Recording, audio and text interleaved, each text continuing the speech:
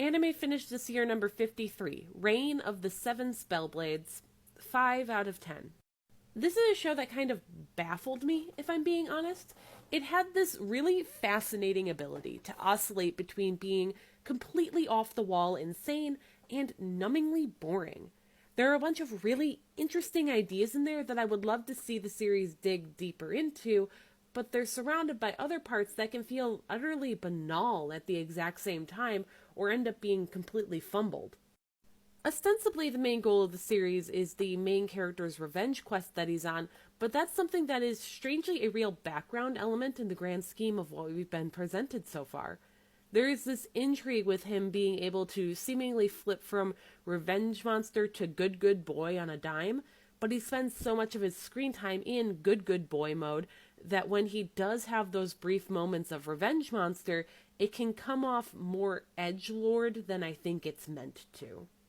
You have characters who actually have more impactful opinions on the subjugation of fantasy species in a more real and consequential way than most other fantasy anime, but where that leads is a mixed bag. You have an upperclassman who supposedly cares about these creatures, but is also using them basically as experimental specimens in ways that would seem to run antithetical to her beliefs, only to try and hand-wave that part away with a few throwaway lines. This leads to a fight with her about this, and she basically goes, "Oh, my bad, got a little carried away there. Here, have this secret base in the school labyrinth that no other student in your grade would normally have." And then you have the handling of Pete. Pete's an interesting case where he has a body that sort of does gender fluidity on its own, and that's all very new to him and something he has to come to terms with while still very much having a conception of himself as male.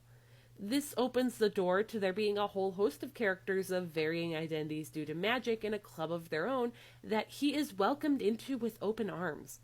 However, I'm not super fond of the way the anime handled this. I understand that this is something that might end up being on a bit of a slow burn, so I'll excuse the fact that plot and character-wise, this only serves as a bit of a ticking clock issue in the final arc that was adapted. However, for a series that, with a few exceptions, mostly limited its fan service to characters who were more overtly, obviously sexual, the way the camera started to leer at Pete the moment he had a more feminine body was really off-putting.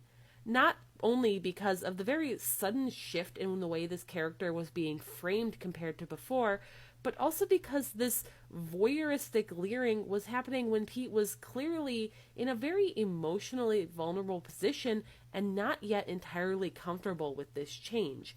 It felt wrong to be looking at him in that way.